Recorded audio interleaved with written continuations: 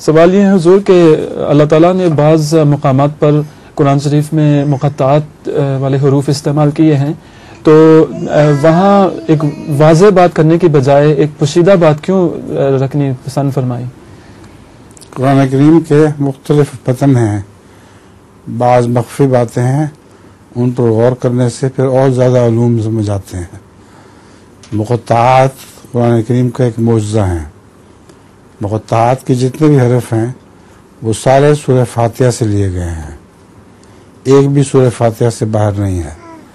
اور سورہ فاتحہ میں جو کم حرف ہندسوں والے، کم نقطوں والے لفظ ہیں وہ مقطعات میں ہیں، اور جو زیادہ نقطوں والے ہیں وہ چھوڑ دیے گئے ہیں۔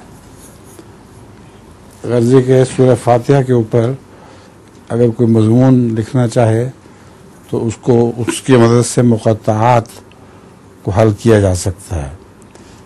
مقطعات میں بہت سی مخفی باتیں ہیں، یہاں تک کہ بعض عادات یعنی سن بھی اس میں لکھے گئے ہیں۔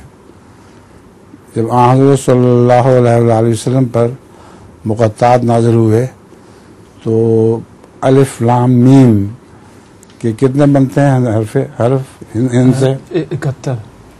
71۔ تو یہود کے علماء جو مقطعات کیسے جو لفظوں کے آگے ترجمہ ہندسوں میں کیا کرتے تھے، انہوں نے کہا کہ اچھا آپ کی جو بادشاہی ہے وہ 71 سال تک ہی چلے گی، ہم گزارا کر لیں گے۔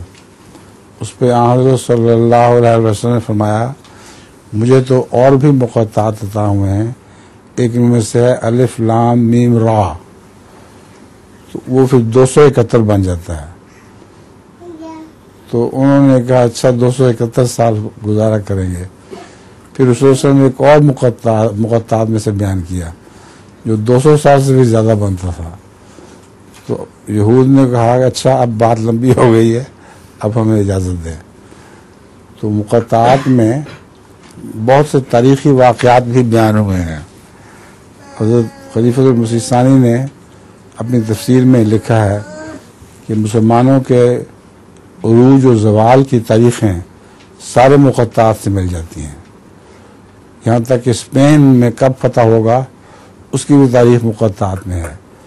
تو چند حرفوں میں اتنی لمبی تاریخی واقعات بیان ہو گئے ہیں، اتنے لمبے، یہ معجزہ ہے۔